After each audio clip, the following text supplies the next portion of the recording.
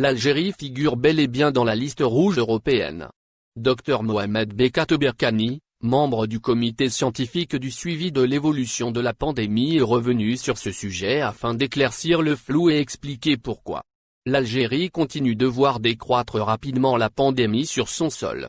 Cependant, malgré la stabilité et la nette amélioration de la situation épidémiologique, l'Algérie reste toujours classée rouge dans la liste des pays dits sûrs bénéficiant d'une réouverture des frontières européennes, établie par l'Union européenne.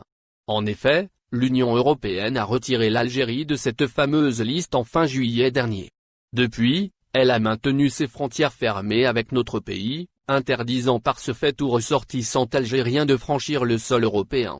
Sur ce, Dr Mohamed Bekat Berkani, président du Conseil national de l'Ordre des médecins également membre du comité scientifique de suivi de l'évolution de coronavirus, a tenu à clarifier les raisons pour lesquelles l'Algérie est toujours maintenue dans la liste rouge de l'UE.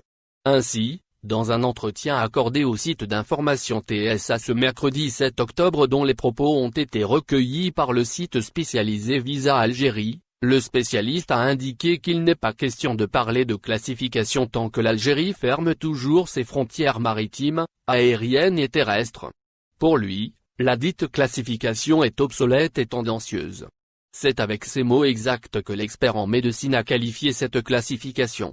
Puisque, selon lui, la pandémie repart de plus belle dans certains pays européens contrairement à l'Algérie.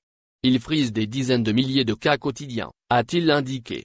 Par ailleurs, selon le site francophone, le même orateur a confirmé qu'une fois le ciel algérien ouvert de nouveau, le pays exigera le plus strict respect des exigences sanitaires pour tout déplacement vers les différents pays. Ce qu'a dit Berkani sur l'ouverture des frontières pour ce locuteur, la priorité est donnée aux rentrées universitaires et scolaires. Ces dernières sont une étape obligatoire du processus de retour progressif à la normale en Algérie. L'ouverture des frontières fermées depuis la mi-mars n'est donc pas dans le planning actuel. Dans le même ordre d'idées, Berkani a révélé que les cas humanitaires bloqués dans l'étranger et toujours dans l'attente de leur rapatriement pourraient regagner l'Algérie avec l'aide des autorités consulaires. Revenant de nouveau aux exigences sanitaires, le membre du comité scientifique a indiqué que les tests PCR ne suffisent pas. Pour lui, les voyageurs peuvent même attraper le virus au bord de l'avion ou tout simplement à l'aéroport. Sur ce, il a précisé que ces tests ne sont pas une assurance totale et générale. Pour rappel, un sondage réalisé par le quotidien Liberté Algérie a démontré que les Algériens sont divisés quant à l'ouverture des frontières. Selon les données relayées par le journal, 55% des participants sont favorables à l'ouverture, tandis que 41% unifient leur voix avec Berkani et les spécialistes jugeant cette mesure préventive de sage. Au final, n'oubliez pas de vous abonner à la chaîne et appuyer sur la cloche pour recevoir toutes les nouvelles.